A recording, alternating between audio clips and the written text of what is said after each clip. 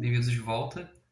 Como vocês podem ver, eu tô gravando esse aqui logo em seguida do outro, mas eu pretendo postar dia sim, dia não. Mas eu já vou deixar gravado. Vamos então pro segundo artigo da primeira questão, da primeira parte. E a pergunta posta é a seguinte: a doutrina sagrada é uma ciência? Como exposto no artigo anterior, primeiro artigo da primeira questão da primeira parte, a maneira com que a teologia está para a filosofia difere em gênero de como ela está para a doutrina sagrada. Isso quer dizer que, tanto na filosofia quanto na doutrina sagrada, existe um rumo de investigação chamado teologia, mas, como dito, elas se diferem em gênero. Isso que o Santo Tomás fala de diferença em gênero aparece na obra aristotélica, no corpo aristotélico, aparece nos tópicos. Aparece em outras obras também. Com certeza aparece nas categorias, salvo engano, é bem no comecinho, e eu acredito que deve aparecer também na metafísica, por mais que eu não lembre exatamente aonde. Nos tópicos, é a página 7 do primeiro volume do Aristóteles, que a gente está usando, né, de Oxford. Eu vou citar aqui brevemente, abre aspas. First of all, we must determine the number of ways we talk of sameness. Sameness would be generally regarded as falling, roughly speaking, into 3 divisions. We generally apply the term numerically, specifically, or generically. Fecha aspas. Na explicação desses tipos de igualdades, começamos esse assunto para lidar com as diferenças, né?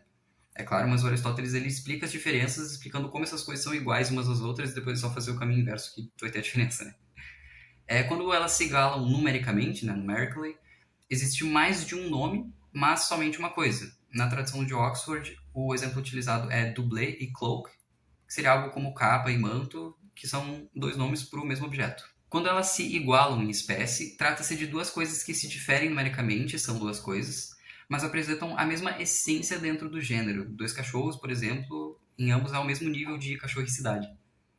E quando elas se igualam em gênero, trata-se de duas coisas que se diferem em espécie, portanto, fazendo o caminho inverso, né? Tanto como quando elas se igualam em espécie, elas se diferem em número. A regra lógica do Aristóteles é o nível em que duas coisas são idênticas, é sempre o nível imediatamente acima do nível que elas são diferentes, né? Então, quando elas se igualam em gênero, trata-se de duas coisas diferentes em espécie, como um homem e um cachorro, por exemplo. É importante deixar isso claro no Aristóteles, porque é justamente esse movimento que vai acontecer aqui no segundo artigo. A teologia da filosofia se difere em gênero da teologia da doutrina sagrada, pois ambas são campos de investigação. Na filosofia, ela se baseia na luz natural do intelecto e, em segundo, nas verdades das escrituras. Na primeira objeção, voltando para o texto, é proposto que, como toda ciência se constrói com base em princípios evidentes em si mesmos, e a doutrina sagrada se constrói com base em artigos de fé, e esses não são aceitos por todos, de acordo com a segunda carta aos Tessalonicenses, capítulo 3, versículo 2, abre aspas, pois nem todos têm fé. Por isso, a doutrina sagrada não seria uma ciência. Na segunda objeção, é proposto que, como não há ciência dos singulares, e, abre aspas, a doutrina sagrada se ocupa de casos singulares, fecha aspas, ela também não poderia ser uma ciência.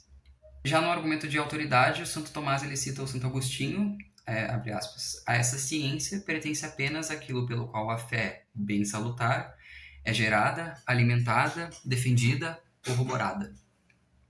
Ou seja, a ciência da doutrina sagrada é onde a fé é bem salutar significa ser bom, útil, favorável à saúde, a fé que revigora, que é boa, é onde essa fé é gerada, pois parte da revelação, alimentada, pois cresce com a interpretação das escrituras, defendida na apologética e corroborada onde fornece as bases lógicas da revelação. Por isso, a doutrina sagrada seria uma ciência. Já na resposta, né, no respondeu, Santo Tomás ele utiliza o conceito de ciências subalternas, tal como exposto por Aristóteles, começa mais ou menos ali em 78b32, nos analíticos posteriores. Sugiro que leiam, eu vou deixar aqui a citação do ladinho, se quiserem pausar para ler. O princípio de subalternação das ciências diz que existem dois tipos de ciência. Um dos tipos é toda ciência que parte dos princípios conhecidos pela razão, como a aritmética, por exemplo. E o outro tipo é toda ciência que parte dos princípios conhecidos à luz de uma ciência superior, tal como a música parte dos princípios conhecidos na aritmética, por exemplo. Tá claro? Não se fala sobre aritmética fazendo música. Apenas se aceita os conhecimentos concedidos pela aritmética e os conhecimentos da música são construídos. Não faz sentido dizer que se investiga a aritmética na música, pois a música é uma construção inferior à aritmética, né? Que parte dos princípios concedidos pela aritmética. E é desse modo que pode-se dizer que a doutrina sagrada é uma ciência. Tal como não se investiga a aritmética na música, não se investiga a validade da verdade na ciência da doutrina sagrada. Ela procede abre aspas, ela procede de princípios conhecidos à luz de uma ciência superior, a saber, da ciência de Deus e dos bem-aventurados, e como a música aceita os princípios que são lhe passados pelo aritmético. Assim também a doutrina sagrada aceita os princípios revelados por Deus. Fecha aspas. Na resposta à primeira objeção, o Santo Tomás ele mostra como, usando o próprio princípio de subalternação das ciências proposto pelo próprio Aristóteles, a doutrina sagrada pode ser justificada como uma ciência. Na primeira objeção, é dito que toda ciência é ciência porque é pressuposta de princípios evidentes em si mesmo. Santo Tomás mostra como, na própria letra do Aristóteles, isso não sustenta, trazendo o princípio de subalternação e concedendo à doutrina sagrada o posto de ciência. Quanto à resposta da segunda objeção, é dito que, embora as escrituras relate factualmente fatos singulares, não é somente sobre eles que ela trata, mas eles servem apenas de exemplos práticos, né, para a vida dos homens e para estabelecer a autoridade dos autores sagrados pelos quais a palavra chega até nós. Até o próximo.